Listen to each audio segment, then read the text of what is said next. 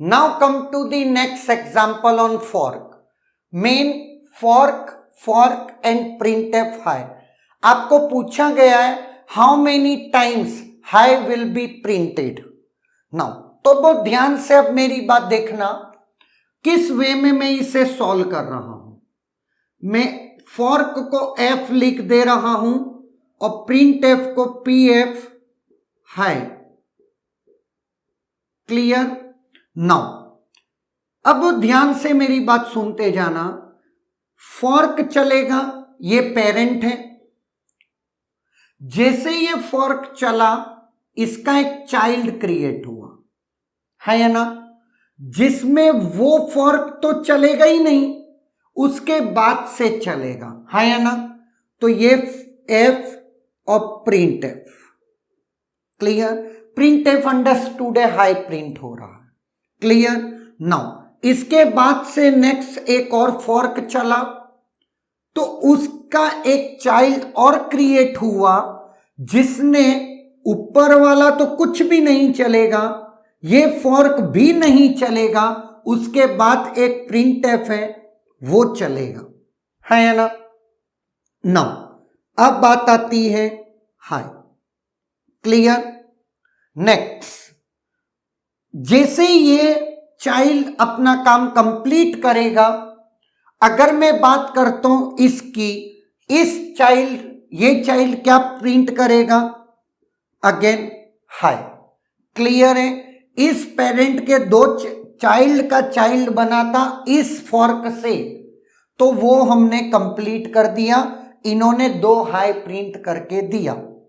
Next, इस parent का further child बनने के बाद, चाइल्ड फॉर्क के बाद का स्टेटमेंट एग्जीक्यूट करेगा, तो पेरेंट भी करेगा अपना एग्जीक्यूशन, तो ये फॉर्क भी कट हो गया. इससे एक और चाइल्ड बनेगा, जिसमें ऊपर वाला तो ऑलरेडी नहीं चलेगा, ये वाला फॉर्क भी नहीं चलेगा, उसके बाद से प्रिंट एफ चलेगा. क्लियर. नाउ इसके बाद ये चाइल्ड ने अपना काम कंप्लीट किया, इसने हाई प्रिंट किया.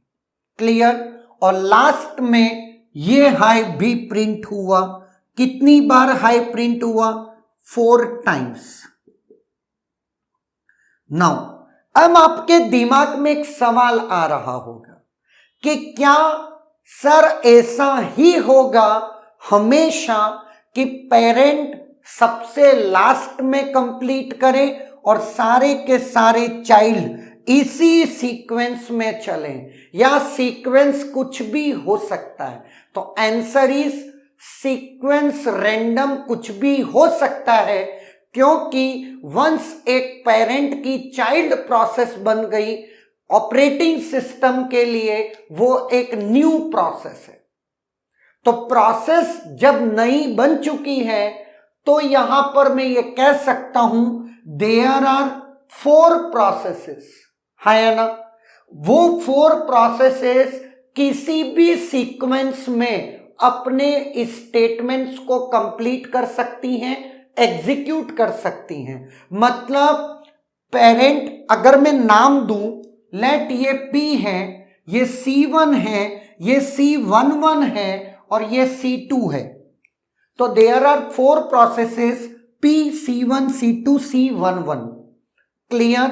नाउ चारों प्रोसेसेस कितनी भी इंटरलीविंग के साथ एग्जीक्यूट कर सकती है. व्हाट इट मींस, P का एक स्टेटमेंट चले, प्रीएम्पशन हो जाए, C1 का एक स्टेटमेंट चले, फिर प्रीएम्पशन हो जाए, C2 का एक स्टेटमेंट चले, फिर प्रीएम्पशन हो जाए, C11 का एक स्टेटमेंट चले, फिर प्रीएम्पशन हो जाए, फिर C2, फिर C1, फिर P, किसी भी ऑर्डर में चल सकता है. कोई रेस्ट्रिक्शन नहीं है कि पहले चाइल्ड ही कंप्लीट होगा फिर ही प्रोसेस पेरेंट कंप्लीट होगी. नहीं, किसी भी ऑर्डर में सीक्वेंस हो सकता है एग्जीक्यूशन. क्लियर है. यहां पर ओनली हाई है, इसलिए कोई दिक्कत नहीं है. लेकिन अगर डेटा होता, कोई एक ग्लोबल वेरिएबल होता, उन सर्टेन केसेस में फिर हम प्रिंटिंग, तो वो अपकमिंग लेक्चर में उस कैटेगरी को भी मैं कवर करने वाला हूं, टेंशन मत लो। क्लियर है? नाउ तो 4 हाई प्रिंट हुए जिसमें 3 चाइल्ड प्रोसेसेस क्रिएट हुई और एक पेरेंट प्रोसेस है। पहला एग्जांपल क्लियर है? नाउ अब अपन चलते दूसरे एग्जांपल पे जिसमें 3 फॉर्क हैं और एक प्रिंटिंग स्टेटमेंट है। क्लियर है? नाउ पेरेंट प्रोसेस अपनी है वो कंटिन्यूअस चलती जा रही है, ऐसा ही है। इस लर्निंग को अपन, अब मैं चाहूंगा कि आप वीडियो को पॉज करके पहले खुद से एक बार ट्राई करो और फिर अब वीडियो स्टार्ट करके देख सकते हो। नाउ एफ एफ एफ और प्रिंट एफ। क्लियर? ये फॉर्क चला, इससे एक चाइल्ड बना, ये यहां इनएक्टिव हो गया, उसके बाद से चलना है fork fork print F. Clear? ये फॉर्क चला, उससे एक और, ये तो पहले ही इनएक्टिव था, ये भी इनएक्टिव हो गया क्योंकि इसके बाद से चलेगा। क्लियर? नेक्स्ट फॉर्क और प्रिंट एफ। क्लियर? फिर इसके नेक्स्ट से चला फॉर्क, एक एफ गया, दूसरा एफ गया, तीसरा एफ गया और एक प्रिंट एफ चलेगा। क्लियर है? इसका नेक्स्ट स्टेटमेंट प्रिंट एफ था, तो पहले एक फॉर्क बना तो इसका प्रिंट, कितने प्रिंट एफ? एक हाई प्रिंट एफ हुआ। फिर एक यहां पर एक ही स्टेटमेंट बचा है, एक हाई और प्रिंट हुआ, कोई डाउट नहीं है। नाउ इसका काम पूरा हो चुका है, यहां कुछ भी नहीं बचा, लेकिन यहां अभी भी बचा है इस।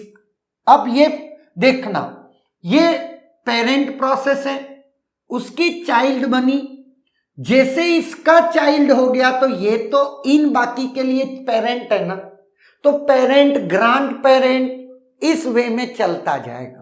क्लियर है?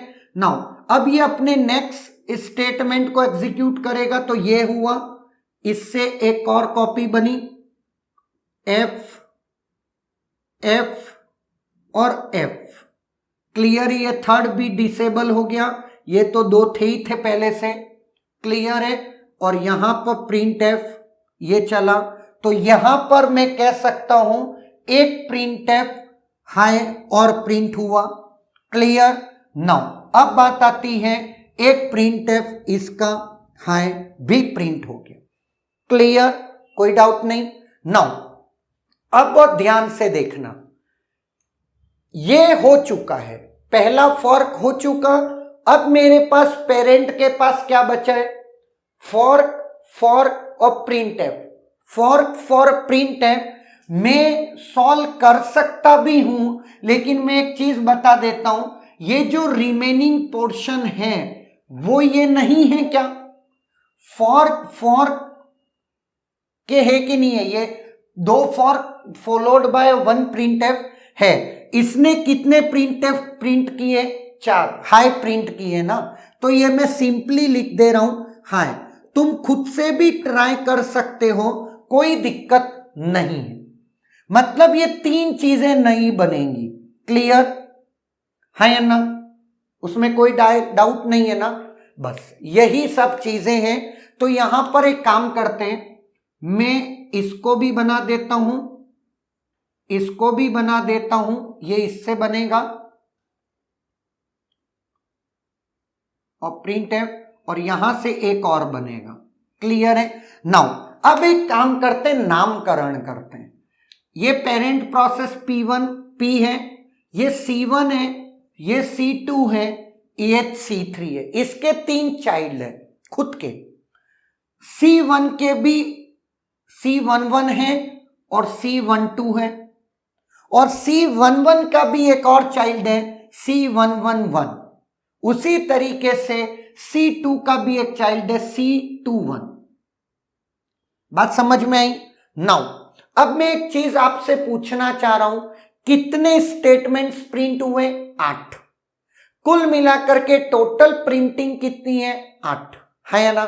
नाउ कितनी चाइल्ड प्रोसेसेस एक पेरेंट ने क्रिएट करी हैं, दैट इज 7। 1 2 3 4 5 6 7 है ना। आप खुद देख सकते हैं ये वाली चीज वहां आ जाएगी। क्लियर है। नाउ अब मैं आपको एक चीज और बता रहा हूं, वो सुनिएगा। 4 फॉर्क लगा करके खुद ट्राई करो कि कितनी प्रिंटिंग हो रही है। ये आपका होमवर्क। क्लियर। और फिर मैं आपको एक जनरलाइज फॉर्मूला नेक्स्ट लेक्चर में दे रहा हूं। Is there any doubt?